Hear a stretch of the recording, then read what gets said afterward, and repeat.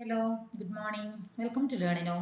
നമ്മൾ ഈ ഒരു വീഡിയോയിൽ പവർ ഫാക്ടർ എന്ന് പറഞ്ഞിട്ടുള്ള ഒരു ടോപ്പിക്കിനെ കുറിച്ചിട്ടാണ് ഡിസ്കസ് ചെയ്യാൻ പോകുന്നത്. ഓക്കെ, അപ്പൊ എന്താണ് പവർ ഫാക്ടർ, അല്ലെങ്കിൽ ഈ പവർ ഫാക്ടർ അറിയുന്നതിന് മുമ്പ് നമുക്ക് അറിയേണ്ട വേറെ കുറച്ച് ടേംസുകളും കൂടി ഉണ്ട്. അതെല്ലാം നമുക്ക് ഈ ഒരു വീഡിയോയിൽ നമുക്ക് ഡിസ്കസ് ചെയ്യാം. ഓക്കെ ഓക്കെ അപ്പോൾ ഞാൻ പറഞ്ഞ പോലെ തന്നെ നമ്മൾ പവർ ഫാക്ടർ എന്നുള്ള ഒരു ടേമിനെ കുറിച്ചാണ് ഡിസ്കസ് ചെയ്യാൻ പോകുന്നത് അല്ലെ.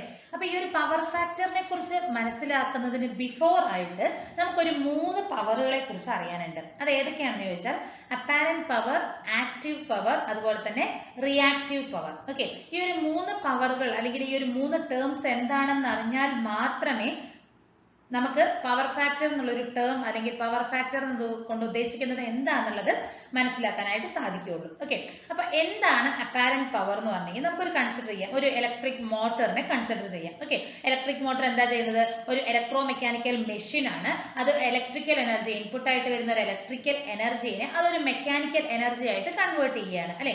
അപ്പൊ ഈ ഒരു കേസിൽ നമ്മൾ ഒരു ഇൻപുട്ട് പവർ ഈ ഒരു മോട്ടറിലേക്ക് നമ്മൾ കൊടുക്കുന്നുണ്ട് അല്ലെ. ഒരു ഇൻപുട്ട് പവർ നമ്മൾ ഈ ഒരു മോട്ടറിലേക്ക് നമ്മൾ കൊടുക്കുന്നുണ്ട്. ഈ ഒരു ഇൻപുട്ട് പവറിനെയാണ് നമ്മൾ എന്തെന്ന് പറയുന്നത്? അപ്പാരന്റ് പവർ എന്ന് പറയുന്നത്. ഓക്കെ, അപ്പൊ നമ്മൾ കൊടുക്കുന്നതായിട്ട് ഏതൊരു ഡിവൈസ് ആണെങ്കിലും നമ്മൾ അതിലേക്ക് കൊടുക്കുന്ന ആ ഒരു ഇൻപുട്ട് പവർ എന്താണോ അതിനെയാണ് നമ്മൾ എന്തെന്ന് പറയുന്നത്? അപ്പാരന്റ് പവർ എന്ന് പറയുന്നത്. അപ്പൊ പവർ എന്ന് പറഞ്ഞാൽ എന്താണ്? ആ ഒരു സെക്കൻഡിൽ ട്രാൻസ്ഫർ ചെയ്യുന്ന എനർജി എന്താണോ അതിനെയാണ് നമ്മൾ പവർ എന്ന് പറയുന്നത്. ഓക്കെ, അപ്പോൾ ഒരു ഈ ഡിവൈസിലേക്ക് നമ്മൾ കൊടുക്കുന്ന ഇൻപുട്ട് പവർ എന്താണോ അതിനെയാണ് നമ്മൾ അപ്പാരന്റ് പവർ എന്ന് പറയുന്നത്.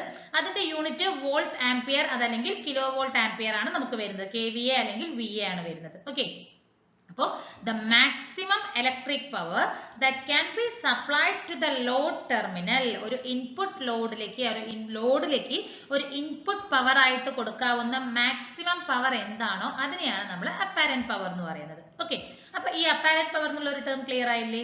Okay, fine. അടുത്തതാണ് ആക്റ്റീവ് പവർ എന്ന് പറയുന്നത്. അപ്പൊ നമുക്കൊരു മോട്ടറിന്റെ കേസ് തന്നെ നമ്മൾ എടുക്കുകയാണെങ്കിൽ നമ്മൾ ഒരു ഇലക്ട്രിക്കൽ എനർജിയാണ് കൊടുക്കുന്നത്, അതൊരു മെക്കാനിക്കൽ എനർജി ആയിട്ട് കൺവേർട്ട് ചെയ്ത് കിട്ടുന്നുണ്ട് അല്ലെ. അപ്പൊ ആ ഒരു മെക്കാനിക്കൽ എനർജി ആയിട്ട് കിട്ടുന്ന പവർ എത്രത്തോളം ഉണ്ടോ അതിനെയാണ് ആക്റ്റീവ് പവർ എന്ന് പറയുന്നത്. അതായത് ഇപ്പൊ നമ്മളൊരു മോട്ടറിലേക്ക് നമ്മളൊരു ഇൻപുട്ട് കൊടുത്തിട്ടുണ്ട്. ആ കൊടുക്കുന്ന ഇൻപുട്ട് മുഴുവനായിട്ട് നമുക്ക് ഔട്ട്പുട്ട് ആയിട്ട് കിട്ടുന്നുണ്ടോ? ഇല്ല, അതിൽ കുറച്ച് പോർഷൻസ് എന്തെങ്കിലും ലോസസ് ആയിട്ട് പോകുന്നുണ്ട് അല്ലെ. അപ്പോൾ ഈ കൺവേർട്ട് ആയിട്ട് നമുക്ക് എത്രത്തോളം ഔട്ട്പുട്ട് കിട്ടുന്നുണ്ടോ അതിനെയാണ് ആക്റ്റീവ് പവർ എന്ന് പറയുന്നത്. ഓക്കെ, ആക്റ്റീവ് പവർ എന്ന് പറഞ്ഞാൽ നമ്മൾ കൊടുക്കുന്ന ഇൻപുട്ടിൽ നിന്നും എത്രത്തോളമാണ് നമുക്ക് ഔട്ട്പുട്ട് ആയിട്ട് കിട്ടുന്നത് അതിനെയാണ് നമ്മൾ ആക്റ്റീവ് പവർ എന്ന് പറയുന്നത്. അപ്പൊ ഇൻ കേസ് ഓഫ് പവറിന്റെ കേസിൽ പറയുകയാണെങ്കിൽ നമ്മൾ ഒരു ടോട്ടൽ ഇൻപുട്ട് പവർ കൊടുത്തിട്ട് അത് യൂസ് ചെയ്യുന്നുണ്ട് അല്ലെ. അതായത് യൂസ്ഫുൾ വർക്കിനായിട്ട് എടുക്കുന്ന ആ ഒരു പവർ അതിനെയാണ് നമ്മൾ എന്തെന്ന് പറയുന്നത്? ആക്റ്റീവ് പവർ എന്ന് പറയുന്നത്. അപ്പൊ ഒരു അപ്പാരന്റ് പവർ കൊടുത്തിട്ടുണ്ടെങ്കിൽ ഈ ഒരു ടോട്ടൽ പവറും നമ്മൾ എന്ത് ചെയ്യുന്നില്ല? ഈ ലോഡ് അബ്സോർബ് ചെയ്യുന്നില്ല, അതിന്റെ ഫുൾ വർക്ക് ചെയ്യുന്നതിനായിട്ട് ലോഡ് അബ്സോർബ് ചെയ്യുന്നില്ല, അതല്ലെങ്കിൽ ഒരു മെക്കാനിക്കൽ വർക്ക് ആയിട്ട് നമുക്കത് കൺവേർട്ട് ചെയ്ത് കിട്ടുന്നില്ല അല്ലെ. അപ്പൊ കൺവേർട്ട് ആയി നമുക്ക് എത്രത്തോളം കിട്ടുന്നുണ്ടോ അതിനെയാണ് നമ്മൾ ആക്റ്റീവ് പവർ എന്ന് പറയുന്നത്. അതിന്റെ യൂണിറ്റ് എന്ന് പറയുന്നത് വാട്ട് അതല്ലെങ്കിൽ കിലോ വാട്ടിലാണ് നമ്മൾ പറയുന്നത്. ഓക്കെ, അപ്പൊ ഒരു AC ഇലക്ട്രിക് സർക്യൂട്ട് കൺസിഡർ ചെയ്യുകയാണെങ്കിൽ ഒരു പവർ നമ്മൾ കൊടുക്കുന്നുണ്ട് അല്ലെ. അപ്പോൾ ആ പവർ എന്ന് പറയുന്നത് ഒരു കണ്ടക്ടറിൽ അബ്സോർബ് ആവുന്നുണ്ട്. ആ ഒരു റെസിസ്റ്റൻസ് അതിലുണ്ടാവുന്ന ഹീറ്റ്, റെസിസ്റ്റൻസ് പ്രൊഡ്യൂസ് ആവുന്ന ഹീറ്റ് കാരണം, അതല്ലെങ്കിൽ ആ ഒരു ലാമ്പ് നമ്മൾ ആ ഒരു ലൈറ്റ് ആയിട്ട് കൺവേർട്ട് ആകുമ്പോൾ അവിടെ ഒരു ലാമ്പ് കുറച്ച് കൺസ്യൂം ചെയ്യുന്നുണ്ട്. അപ്പൊ ഇതൊക്കെ നമുക്ക് എന്താണ്? ആക്റ്റീവ് പവർ ആയിട്ടാണ് നമ്മൾ എടുക്കുന്നത്. അതായത് നമുക്ക് റിസൾട്ടന്റ് ആയിട്ട് കിട്ടുന്ന പവർ എന്താണോ അതിനെയാണ് ആക്റ്റീവ് പവർ എന്ന് കിട്ടുന്നത്. ഓക്കെ, അപ്പൊ അപ്പാരന്റ് പവർ എന്ന് പറഞ്ഞാൽ ഇൻപുട്ട് പവർ ആണ്. ആക്റ്റീവ് പവർ എന്ന് പറഞ്ഞാൽ എന്താണ്? നമുക്ക് ഔട്ട്പുട്ട് ആയിട്ട് എത്രത്തോളം കിട്ടുന്നുണ്ടോ അതിനെയാണ് നമ്മൾ ആക്റ്റീവ് പവർ എന്ന് പറയുന്നത്. അപ്പൊ റിയാക്റ്റീവ് പവർ എന്തായിരിക്കും? ഇൻ ബിറ്റ്വീൻ അല്ലെ. റിയാക്റ്റീവ് പവർ എന്ന് പറഞ്ഞിട്ടുണ്ടെങ്കിൽ ആ ഒരു ലോഡിലും സോഴ്സിലും മാത്രമായി നിൽക്കുന്ന പവർ അല്ലെ. അത് പ്രത്യേകിച്ച് ഒരു വർക്കിനായിട്ട് നമ്മൾ യൂസ് ചെയ്യുന്നില്ല. ഓക്കെ, ഒരു പ്രത്യേകിച്ച് ഒരു യൂസ്ഫുൾ വർക്കിനായിട്ട് നമുക്കൊരു ഔട്ട്പുട്ട് ആയിട്ട് കിട്ടുന്നില്ല. പക്ഷേ ഈ ഒരു റിയാക്റ്റീവ് പവർ എന്ന് പറയുന്നത് വളരെ വളരെ ഇമ്പോർട്ടന്റ് ആയിട്ടുള്ള ഒരു പവർ ആണ്. ഓക്കെ, അപ്പൊ സോഴ്സും ലോഡും ആയിട്ട് മാത്രം ഈ ഒരു പവർ മൂവ് ചെയ്തുകൊണ്ടിരിക്കുകയാണ്. ഓക്കെ, ആ ഒരു പ്രത്യേകിച്ച് നമുക്കൊരു മെക്കാനിക്കൽ പവർ ആയിട്ട് കൺവേർട്ട് ചെയ്യാത്തൊരു പവർ എന്താണോ അതിനെയാണ് റിയാക്റ്റീവ് പവർ എന്ന് പറയുന്നത്. ഓക്കെ, അപ്പൊ ഒരു സോഴ്സും ലോഡും കൺസിഡർ ചെയ്യുകയാണെങ്കിൽ സോഴ്സിൽ നിന്ന് ഒരു പവർ ലോഡിലേക്ക് വരുന്നു, എഗെയിൻ ലോഡിൽ നിന്ന് ആ പവർ സോഴ്സിലേക്ക് വരുന്നു. ഈ ഒരു ടേംസ് ഓഫ് പവറിനെയാണ് നമ്മൾ എന്തെന്ന് പറയുന്നത്, റിയാക്റ്റീവ് പവർ എന്ന് പറയുന്നത്. ഓക്കെ, അതിന്റെ യൂണിറ്റും VAR ഉം kVAR ഉം ആണ് നമുക്ക് വരുന്നത്. ഓക്കെ, അപ്പൊ 3 പവർ ടേംസ് നമ്മൾ നോക്കിയിട്ടുണ്ട്. അപ്പാരന്റ് പവർ എന്ന് പറഞ്ഞാൽ ഇൻപുട്ട് പവർ ആണ്. ആക്റ്റീവ് പവർ എന്ന് പറഞ്ഞാൽ നമുക്ക് ഔട്ട്പുട്ട് ആയിട്ട് എന്താണോ കിട്ടുന്നത് അതിനെയാണ് ആക്റ്റീവ് പവർ എന്ന് പറയുന്നത്. റിയാക്റ്റീവ് പവർ എന്ന് പറഞ്ഞാൽ നമ്മൾ പ്രത്യേകിച്ച് ഒരു യൂസ്ഫുൾ വർക്കിന് യൂസ് ചെയ്യുന്നില്ല, അല്ലെ, സോഴ്സും ലോഡും മാത്രമായിട്ട് ആ ഒരു പവർ ട്രാൻസ്ഫറിങ് നടക്കുന്നുവെങ്കിൽ നമുക്ക് ആ ഒരു ടൈപ്പ് ഓഫ് പവർ അതിനെയാണ് നമ്മൾ എന്തെന്ന് പറയുന്നത്, റിയാക്റ്റീവ് പവർ എന്ന് പറയുന്നത്. ഓക്കെ, അപ്പൊ എന്തുകൊണ്ടാണ് ഒരു ഡിസ്ട്രിബ്യൂഷൻ സിസ്റ്റത്തില് ഈ ഒരു റിയാക്റ്റീവ് പവർ എന്ന് പറയുന്നത് വളരെ ഇമ്പോർട്ടന്റ് ആണെന്ന് പറയാൻ കാരണം, അതായത് ഇപ്പൊ നമുക്കൊരു മോട്ടോർ കൺസിഡർ ചെയ്യുകയാണെങ്കിൽ അതിൽ നമുക്ക് എന്താ ഉള്ളത്, ഒരു ഇൻഡക്ടർ എന്തായാലും ഉണ്ടാകും, അല്ലെ. ആ ഇൻഡക്ടർ ചാർജിങ് ആവുന്നുണ്ട്, ഒരു പർട്ടിക്കുലർ ടൈം കഴിഞ്ഞാൽ അതെന്താകും, ഡിസ്ചാർജിങ് ആകും, എഗെയിൻ അതെന്താകും, ചാർജിങ് ആകും, ഡിസ്ചാർജിങ് ആകും. അപ്പൊ ഈ ഒരു പർപ്പസിനായിട്ട് യൂസ് ചെയ്യുന്ന പവർ എന്താണോ അതിനെയാണ് നമ്മൾ റിയാക്റ്റീവ് പവർ എന്ന് പറയുന്നത്. ഓക്കെ, ഇപ്പൊ ആ റിയാക്റ്റീവ് പവർ ഇല്ലെങ്കിൽ ഈ ഇൻഡക്ടറിന് ചാർജിങ് ഡിസ്ചാർജിങ് നടക്കുമോ, ഇല്ല, അല്ലെ. അപ്പൊ ഈ ഇൻഡക്ടർ എഫിഷ്യന്റ് ആയിട്ട് വർക്ക് ചെയ്യണമെങ്കിൽ എന്ത് വേണം, നമുക്ക് റിയാക്റ്റീവ് പവർ വേണം, അല്ലെ. അപ്പൊ ആ ഒരു റൊട്ടേറ്റിംഗ് മാഗ്നറ്റിക് ഫീൽഡ്, ആ ഒരു റോട്ടറിനെ റൊട്ടേറ്റ് ചെയ്യുന്നതിന് ആവശ്യമായ മാഗ്നറ്റിക് ഫീൽഡ് മെയിൻറ്റെയിൻ ചെയ്യണം നമുക്ക് അവിടെ. അത് എസ്റ്റാബ്ലിഷ് ചെയ്ത് മെയിൻറ്റെയിൻ ചെയ്യണമെങ്കിൽ നമുക്ക് റിയാക്റ്റീവ് പവറിന്റെ ആവശ്യം വരുന്നുണ്ട്, അല്ലെ. അതേപോലെ തന്നെ ഇപ്പൊ ട്രാൻസ്ഫോമറിന്റെ കേസ് എടുത്ത് നോക്കൂ, നമുക്കൊരു വോൾട്ടേജ് സെക്കൻഡറി കോയിൽ, നമുക്കറിയാം നമുക്ക് 2 പ്രൈമറി കോയിലും സെക്കൻഡറി കോയിൽസും ആണ് ഉള്ളത്, അല്ലെ. അപ്പൊ ഈ ഒരു സെക്കൻഡറി കോയിലില് വോൾട്ടേജ് ഇൻഡ്യൂസ് ആവണമെങ്കിൽ ഈ ഒരു റിയാക്റ്റീവ് പവർ എന്നാണ് നമുക്ക് ആവശ്യം വരുന്നത്. ഓക്കെ, അപ്പൊ ഇതുകൊണ്ടാണ് ഈ ഒരു റിയാക്റ്റീവ് പവർ എന്ന് പറയുന്നത് നമ്മുടെ ഡിസ്ട്രിബ്യൂഷൻ സിസ്റ്റത്തിൽ വളരെ വളരെ ഇമ്പോർട്ടന്റ് ആണെന്ന് പറയാൻ കാരണം. ഓക്കെ, അപ്പൊ നമ്മൾ 3 ടേംസ് ഓഫ് പവർ നമ്മൾ ഡിസ്കസ് ചെയ്തിട്ടുണ്ട്. ഇനി നമുക്ക് എന്താണ് പവർ ഫാക്ടർ എന്ന് നോക്കാം. അപ്പൊ പവർ ഫാക്ടർ എന്ന് പറഞ്ഞാൽ എന്താണ്, it is nothing but the ratio of active power to the apparent power. Active പവറും അപ്പാരന്റ് പവറും തമ്മിലുള്ള റേഷ്യോ എന്താണോ അതിനെയാണ് പവർ ഫാക്ടർ എന്ന് പറയുന്നത്. Okay, ratio between the active power and the apparent power is known as the power factor. അപ്പൊ active power എന്ന് പറഞ്ഞാൽ എന്താണ്, നമ്മൾ ഓൾറെഡി ഡിസ്കസ് ചെയ്തു, that is the output power, അല്ലെ. നമുക്ക് ഔട്ട്പുട്ട് ആയിട്ട് എന്താണോ കിട്ടുന്നത് അതാണ് ആക്റ്റീവ് പവർ. അപ്പാരന്റ് പവർ എന്ന് പറഞ്ഞാൽ എന്താണ്, ഇൻപുട്ട്, അല്ലെ. നമ്മൾ എന്താണോ ഇൻപുട്ടിലേക്ക് കൊടുത്തിരിക്കുന്നത് അതാണ് ഇൻപുട്ട് പവർ അല്ലെങ്കിൽ അപ്പാരന്റ് പവർ എന്ന് പറയുന്നത്. അപ്പൊ അവർ തമ്മിലുള്ള ഒരു റേഷ്യോനെ നമുക്ക് എന്തെന്ന് പറയാം, പവർ ഫാക്ടർ എന്ന് പറയാം, അല്ലെ. അപ്പൊ ആക്റ്റീവ് പവർ എന്ന് പറഞ്ഞാൽ ഔട്ട്പുട്ട് പവറും അപ്പാരന്റ് പവർ പറഞ്ഞാൽ ഇൻപുട്ട് പവറുമാണ്. ഔട്ട്പുട്ട് ബൈ ഇൻപുട്ട് എന്ന് പറഞ്ഞാൽ എന്താണ്, നമുക്കറിയാം, ദാറ്റ് ഈസ് ദ എഫിഷ്യൻസി, അല്ലെ.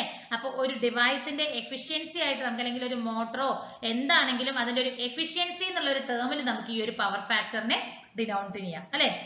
അപ്പൊ ചില കോമൺ ഫാക്ടേഴ്സ് ഉണ്ടാകും, അല്ലെ. അത് ഇലക്ട്രിക്കൽ എഫിഷ്യൻസി ആയിട്ടാണ് നമ്മൾ ഈ ഒരു പവർ ഫാക്ടറിനെ കൺസിഡർ ചെയ്യുന്നത്. അതായത് കോമൺ ചില ഫാക്ടേഴ്സിനെ നമ്മൾ നെഗ്ലക്ട് ചെയ്യുകയാണെങ്കിൽ ഈ പവർ ഫാക്ടറിനെ ആ ഒരു ഇലക്ട്രിക്കൽ എഫിഷ്യൻസി, ആ ഒരു ലോഡിന്റെ ഇലക്ട്രിക്കൽ എഫിഷ്യൻസി ആയിട്ടാണ് നമ്മൾ കൺസിഡർ ചെയ്യുന്നത്. അതായത് ആ ഒരു ഇലക്ട്രിക് പവർ എത്രത്തോളം എഫക്റ്റീവ് ആയിട്ട് അതിന്റെ ഒരു വർക്ക് ചെയ്യുന്നതിന് യൂസ്ഫുൾ ആയിട്ട് അത് യൂസ് ചെയ്യുന്നുണ്ടോ അതിനെയാണ് നമ്മൾ എന്തെന്ന് പറയുന്നത്, പവർ ഫാക്ടർ. സോ നമുക്ക് എന്ത് പറയാം, ആ ഒരു ഇലക്ട്രിക്കൽ ഡിവൈസിന്റെ ഒരു എഫിഷ്യൻസി ആയിട്ട് തന്നെ നമുക്ക് ഈ ഒരു പവർ ഫാക്ടറിനെ പറയാവുന്നതാണ്. ഓക്കെ,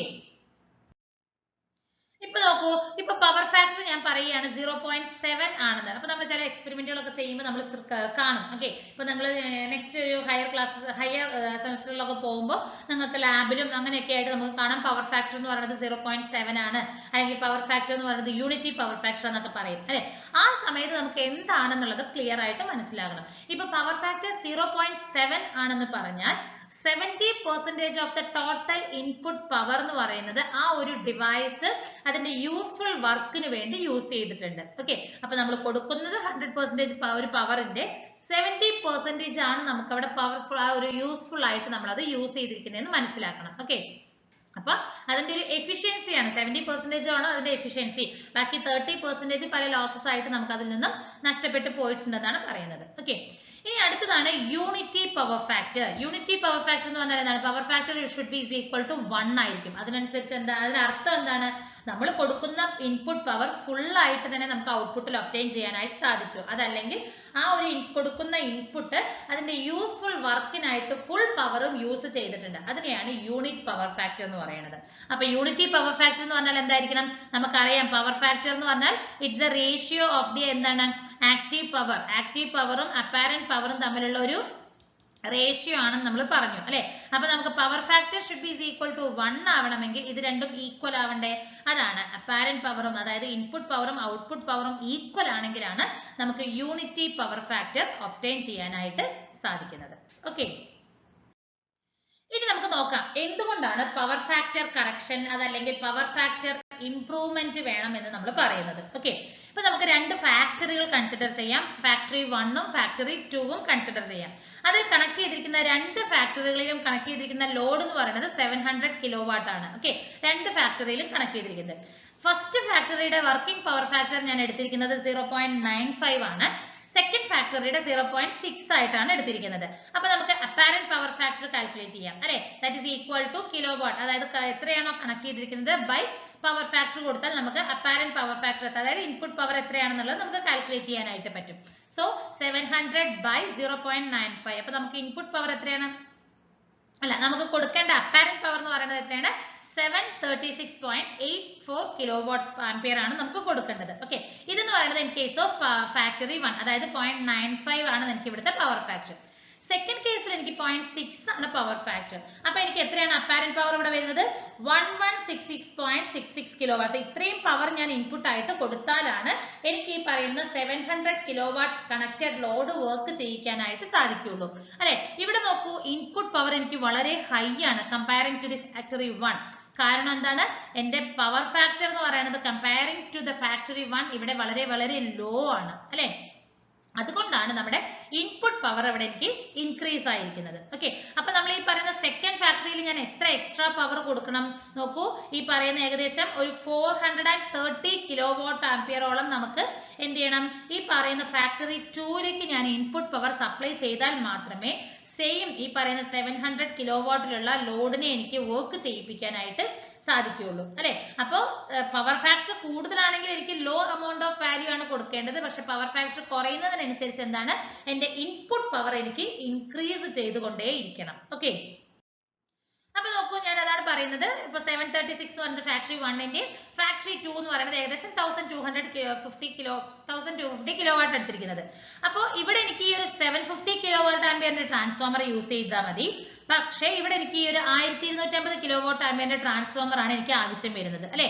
കമ്പയർ ചെയ്ത് നോക്കൂ, ട്രാൻസ്ഫോമറിന്റെ സൈസ് കൂടും, അതിന്റെ കോസ്റ്റ് കൂടും അല്ലെ. ട്രാൻസ്ഫോമർ പ്രൊട്ടക്ഷൻസ് ഒക്കെ നമ്മൾ കൊടുക്കണം. ഇതെല്ലാം നമുക്ക് എന്താണ്? കൂടുകയാണ് ചെയ്യുന്നത്. എന്ത്? പവർ ഫാക്ടർ കുറയുന്നത് കൊണ്ട് അല്ലെ. പവർ ഫാക്ടർ കുറയുന്നതിനനുസരിച്ച് വരുന്ന പ്രോബ്ലംസ് ആണ് നമ്മൾ ഇവിടെ നോട്ട് ചെയ്തിരിക്കുന്നത്. ഓക്കെ, അപ്പൊ നമ്മളൊരു സപ്ലയറുടെ ഒരു പവർ സപ്ലയറുടെ പോയിന്റ് ഓഫ് വ്യൂവിൽ നോക്കുകയാണെങ്കിൽ ലോ പവർ ഫാക്ടർ ആണെങ്കിൽ നമുക്ക് എന്തൊക്കെ വരുന്നുണ്ട്? അതിൽ ഇൻസ്റ്റാൾ ചെയ്തിരിക്കുന്ന പവർ ജനറേഷൻ കപ്പാസിറ്റിയും അതുപോലെ തന്നെ പവർ ജനറേഷൻ കോസ്റ്റും നമുക്ക് എന്താകും? ഇൻക്രീസ്ഡ് ആകും. അതുപോലെ തന്നെ ട്രാൻസ്മിഷൻ ഡിസ്ട്രിബ്യൂഷൻ പവർ ലോസസ് ഒക്കെ നമുക്ക് കൂടും. അതുകൊണ്ട് തന്നെ നമുക്ക് ചിലപ്പോൾ അപ്ഗ്രേഡ് ചെയ്യാനായിട്ട് ആവശ്യം വരും അല്ലെ. ട്രാൻസ്മിഷൻ അതുപോലെ തന്നെ ഡിസ്ട്രിബ്യൂഷൻ ലൈൻസ് ഒക്കെ അപ്ഗ്രേഡ് ചെയ്യേണ്ടി വരും, സബ്സ്റ്റേഷൻസ് അപ്ഗ്രേഡ് ചെയ്യേണ്ടി വരും. അതുപോലെ തന്നെ ക്യാപിറ്റൽ റണ്ണിംഗ് കോസ്റ്റ് ഒക്കെ കൂടും അല്ലെ. നമുക്ക് ഈ ഒരു ട്രാൻസ്ഫോമറിന്റെ ഉപയോഗം കൂടുകയാണ് ചെയ്യുന്നത് ഈ ഒരു കേസിൽ. അപ്പോൾ നമുക്ക് അതിന് വേണ്ടി ആവശ്യം വരുന്ന ആ ഒരു സിസ്റ്റം ഓപ്പറേഷന് വേണ്ടിയിരിക്കുന്നത് അതുപോലെ തന്നെ പല കേസസിനും വരുന്ന ക്യാപിറ്റലും റണ്ണിംഗ് കോസ്റ്റ് ഒക്കെ നമുക്ക് കൂടും. ടോട്ടലി നമുക്ക് എന്താണ്? ലോവർ പവർ ഫാക്ടർ ആണെങ്കിൽ അതൊരു അൺഎക്കണോമിക്കൽ ആണ് വരുന്നത്. ആ ഒരു സപ്ലയറുടെ പോയിന്റ് ഓഫ് വ്യൂവിൽ നമുക്ക് ഒരു അൺഎക്കണോമിക്കൽ ആയിട്ടാണ് നമുക്ക് ഈ ഒരു പവർ ഫാക്ടർ ലോ എന്നുള്ള രീതിയിൽ പറയുന്നത്. ഇനി ഇതേ കേസ് നമ്മുടെ ഒരു കൺസ്യൂമർ പോയിന്റ് ഓഫ് വ്യൂവിൽ നോക്കുകയാണെങ്കിൽ നമുക്ക് higher rating of transformer use ചെയ്യണം അല്ലെ. ഫാക്ടറി 1ൽ നമുക്ക് 750 ആണെങ്കിൽ ഫാക്ടറി 2ൽ നമുക്ക് 1250 കിലോവാട്ട് ആംപിയറിന്റെ ട്രാൻസ്ഫോമർ യൂസ് ചെയ്യുന്നുണ്ട്.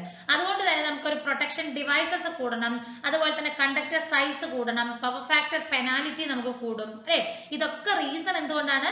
അവിടെ ലോ പവർ ഫാക്ടർ ആയതുകൊണ്ടാണ് അല്ലെ. ഈ ഒരു കാരണങ്ങൾ കൊണ്ടാണ് നമ്മൾ പവർ ഫാക്ടർ ഇംപ്രൂവ്മെന്റ് അല്ലെങ്കിൽ പവർ ഫാക്ടർ കറക്ഷൻ വേണമെന്ന് നമ്മൾ പറയുന്നത്. ഓക്കെ, ഇനി നോക്കൂ, ഇപ്പൊ നമുക്ക് എങ്ങനെ പവർ ഫാക്ടർ ഇംപ്രൂവ്മെന്റ് നടത്താം എന്നുള്ളതാണ് നമ്മൾ നോക്കുന്നത്. അപ്പൊ ഇത് ഞാനൊരു ട്രാൻസ്ഫോമർ ആണ്, ഇത് എന്റെ ഒരു മോട്ടോർ ഡിവൈസ് ആണ് ഞാൻ കണക്ട് ചെയ്തിരിക്കുന്നത്. ഓക്കെ, അപ്പൊ ആക്റ്റീവ് പവർ എന്ന് പറഞ്ഞാൽ എന്താണ്, നമ്മൾ ഇതിലേക്ക് കൊടുക്കുന്ന ഒരു ഇൻപുട്ട് പവർ ആണ്. റിയാക്റ്റീവ് പവർ ആണ് നമുക്ക് എന്ത് ചെയ്യുന്നത്, ഈ ഒരു ഇതിൽ യൂസ് ചെയ്തിരിക്കുന്ന ഇൻഡക്ടറോ അല്ലെങ്കിൽ ആ ഒരു ടൈപ്പ് ഓഫ് ഡിവൈസ് യൂസ് ചെയ്യുന്ന പവർ ആണ് റിയാക്റ്റീവ് പവർ എന്ന് പറയുന്നത്. ഓക്കെ, അപ്പൊ നമുക്ക് പവർ ഫാക്ടർ എങ്ങനെ ഇംപ്രൂവ് ചെയ്യാമെന്ന് ചോദിച്ചാൽ, ഇതിലേക്ക് എടുക്കുന്ന ഈ ഒരു ഡിവൈസ് വലിച്ചെടുക്കുന്ന അല്ലെങ്കിൽ ഈ ഒരു ഡിവൈസ് കൺസ്യൂം ചെയ്യുന്ന റിയാക്റ്റീവ് പവറിന്റെ amount കുറയ്ക്കുകയാണെങ്കിൽ നമുക്ക് എന്ത് ചെയ്യാൻ പറ്റും, പവർ ഫാക്ടർ ഇംപ്രൂവ്മെന്റ് നടത്താനായിട്ട് സാധിക്കും. ഓക്കെ, അപ്പൊ ഈ ഒരു ഡിവൈസ് കൺസ്യൂം ചെയ്യുന്ന റിയാക്റ്റീവ് പവറിന്റെ വാല്യൂ കുറയ്ക്കുകയാണെങ്കിൽ ആ ഒരു റിയാക്റ്റീവ് പവർ എത്രത്തോളം കുറയുന്നുണ്ടോ അതിനനുസരിച്ച് നമുക്ക് ഔട്ട്പുട്ട് കൂട്ടാനായിട്ട് സാധിക്കും, അല്ലെ, ഔട്ട്പുട്ട് പവർ കൂടും.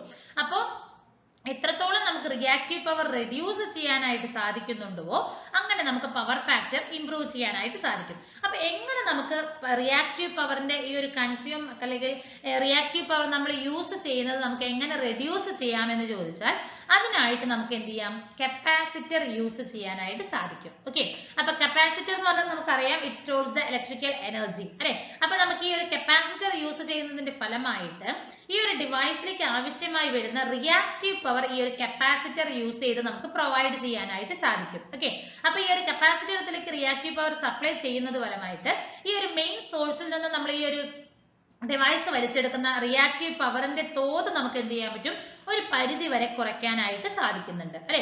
അപ്പൊ ആ ഒരു ഇൻപുട്ട് പവർ നമുക്ക് എന്ത് ചെയ്യാൻ പറ്റും, സേവ് ചെയ്യാനായിട്ട് സാധിക്കും. നമ്മൾ നമ്പർ ഓഫ് കപ്പാസിറ്റേഴ്സ് യൂസ് ചെയ്യുന്നതിന്റെ ഫലമായിട്ട് ആ ഒരു ഇൻപുട്ട് പവറിനെ നമുക്ക് സേവ് ചെയ്യാനായിട്ട് സാധിക്കുന്നുണ്ട്.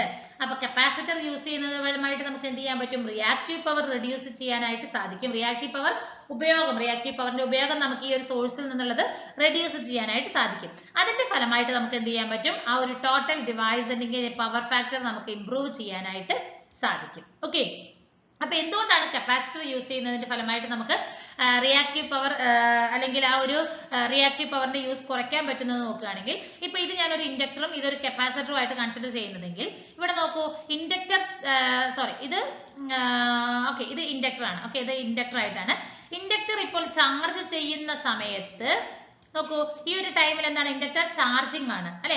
ആ സമയത്ത് കപ്പാസിറ്റർ ഇവിടെ എന്താ ചെയ്യുന്നത്, ഡിസ്ചാർജിങ് ആണ്. അപ്പൊ കപ്പാസിറ്റർ ഡിസ്ചാർജിങ് എന്ന് പറയുമ്പോൾ എന്താണ്, ഈ കപ്പാസിറ്റർ ഡിസ്ചാർജിങ് ആവുന്നത് എവിടേക്കാണ്, ഈ പറയുന്ന റിയാക്റ്റീവ് പവർ ആയിട്ടാണ് ഡിസ്ചാർജ് ആകുന്നത്, അല്ലെ. അപ്പൊ ആ ഒരു ടൈമിൽ എനിക്ക് അത് കോമ്പൻസേറ്റ് ചെയ്യാനായിട്ട് പറ്റും. വെൻ ഈ കപ്പാസിറ്റർ ചാർജിങ് ആവുകയാണ്, കപ്പാസിറ്റർ എനിക്ക് ചാർജിങ് ആവുന്ന ആ ഒരു ടൈമിൽ എന്താണ്, എന്റെ ഇൻഡക്ടർ എന്ന് പറയുന്നത് എന്താണ്, ഡിസ്ചാർജിങ് ആണ്, അല്ലെ. അപ്പൊ ആ ഒരു രണ്ട് ഡിവൈസുകൾ തമ്മിൽ എനിക്ക് ആ ഒരു റിയാക്റ്റീവ് പവറിനെ അഡ്ജസ്റ്റ് ചെയ്യാനായിട്ട് സാധിക്കുന്നുണ്ട്. അതുകൊണ്ട് തന്നെ ഈ ഒരു സോഴ്സിൽ നിന്ന് നമ്മൾ കൺസ്യൂം ചെയ്യുന്ന റിയാക്റ്റീവ് പവറിന്റെ തോത് കുറയ്ക്കാനും thereby നമുക്ക് പവർ ഫാക്ടർ ഇംപ്രൂവ് ചെയ്യാനും സാധിക്കുന്നുണ്ട്. അപ്പൊ ഇവിടെ യൂസ് ചെയ്യുന്ന ഈ ഒരു കപ്പാസിറ്ററിനെ നമുക്ക് റിയാക്റ്റീവ് പവർ സപ്ലൈസ് എന്നുള്ള ഒരു പേരിലും അറിയപ്പെടുന്നുണ്ട്. ഓക്കെ, റിയാക്റ്റീവ് പവർ സപ്ലൈയേഴ്സ് എന്നുള്ള ഒരു പേരിലും അറിയപ്പെടുന്നുണ്ട്. ഓക്കെ, അപ്പൊ ഇങ്ങനെയാണ് നമുക്ക് ഒരു സിസ്റ്റത്തിൽ വരുന്ന ആ ഒരു പവർ ഫാക്ടർ ഇംപ്രൂവ്മെന്റ് നമുക്ക് ചെയ്യാനായിട്ട് സാധിക്കുന്നത്. ഓക്കെ, അപ്പൊ ഇത്രയാണ് നമുക്ക് പവർ ഫാക്ടർ എന്ന് പറഞ്ഞിട്ടുള്ള ഒരു ടേമിനെ കുറിച്ച് നമുക്ക് ഡിസ്കസ് ചെയ്യാനുള്ളത്. Thank you.